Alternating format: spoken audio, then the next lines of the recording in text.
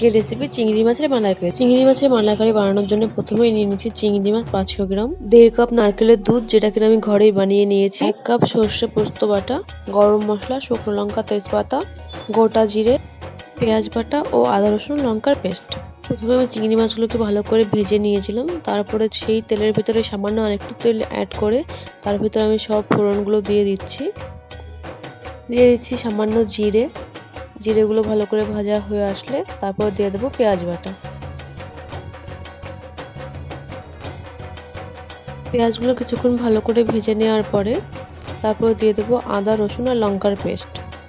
পেঁয়াজ রসুন লঙ্কার এই পেস্টটা যখন ভালো করে ভাজা হয়ে যাবে তখন তেল ছাড়তে শুরু করে দেবে, আর তখনই আমরা দিয়ে দেবো কাশ্মীরি লঙ্কার গুঁড়ো, সামান্য হলুদ, চিনি, লবণ, সামান্য পরিমাণে চিনি দেবো শুধু টেস্টটা ব্যালেন্স করার জন্যে। তারপরে দিয়ে দেবো সর্ষে পোস্তর মিক্সচারটা। তারপর এটাকে আমরা ভালো করে কিছুক্ষণ নেড়ে চেড়ে নেবো। এই সময় গ্যাসের ফ্লেমটা আমরা লোই রেখে দেবো।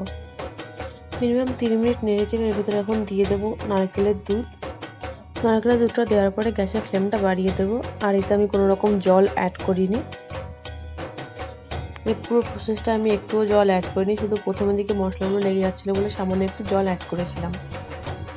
নাড়তে নাড়তে যখন এটা ফুটতে শুরু করবে তখন দিয়ে দেবো ভেজে রাখা চিংড়ি মাছগুলো। তারপর এটাকে ঢাকা দিয়ে দেবো।